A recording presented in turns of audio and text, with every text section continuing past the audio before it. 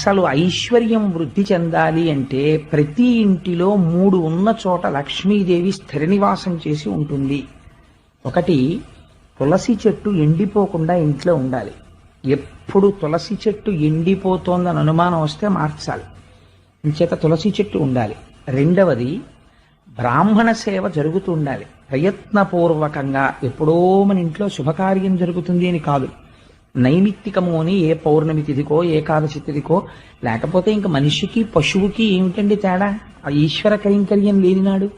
అందుకని బ్రాహ్మణులకి సమారాధన చెయ్యడమని, వేదం వినడమని ఇలాంటివి చేస్తూ ఉండాలి.